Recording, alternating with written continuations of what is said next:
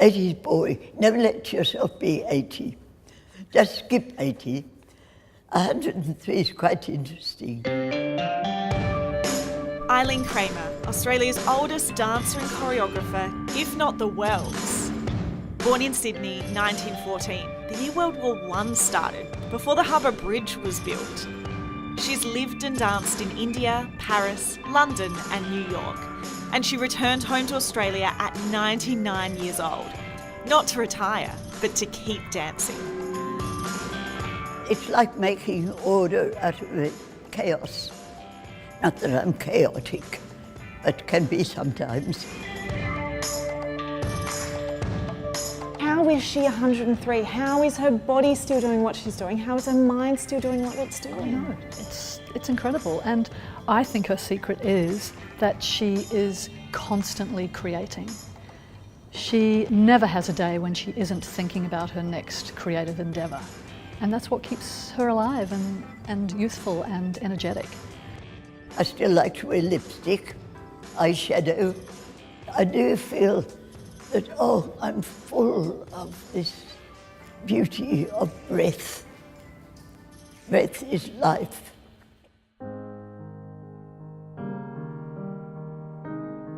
Eileen was an original member of Australia's first modern dance company, the revered Bodenwieser Ballet.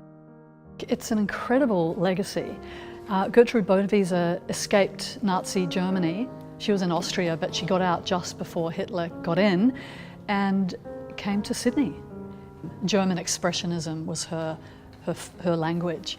So she came to Australia and to New Zealand and inspired generations of dancers and choreographers.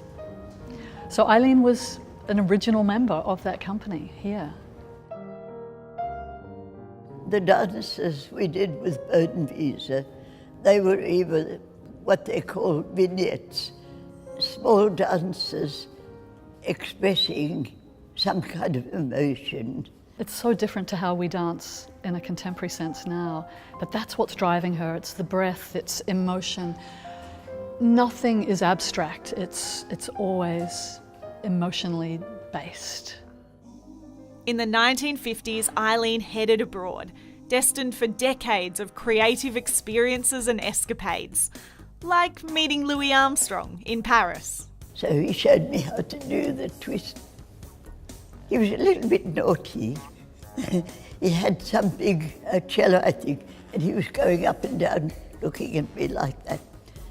And I met Ella Fitzgerald and was so charmed by her voice. She was fairly plump, shall we say, but her voice was always like a young girl. I just loved her. During her life overseas, Eileen loved and she lost. At one point, she stopped dancing for 20 years to care for an ailing husband in New York. Then at 99, after losing another partner, Eileen decided it was time to return to Australia. She was elated to be home, but there were a couple of hurdles. I thought I brought a lot of money with me, but they said, no, you are at risk of homelessness. Even with a pension, you might still not have enough to pay the rent in Sydney, and I wanted to live in Sydney. The Arts Health Institute picked up that Eileen was a national treasure. She's become their ambassador and they've supported her to live and make more work. And to celebrate her 103rd birthday, Eileen's been working on her latest dance drama called A Buddha's Wife, inspired by her travels in India. To see a 30-year-old beautiful man dance with Eileen, they create this magic, I think. And Eileen, she seems pretty happy to be wrapped in a young man's arms. That was a deliberate choreography approach by her, I think. No, she knew.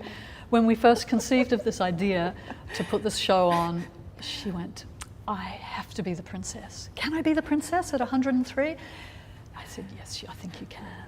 You are playing a 17-year-old. I'm taking a chance, but it's to do with her feelings, not with her age. Now this sounds a bit silly, but I still feel like the little girl I used to be. And that's when I started doing creative work. I still work from the same basic point of view.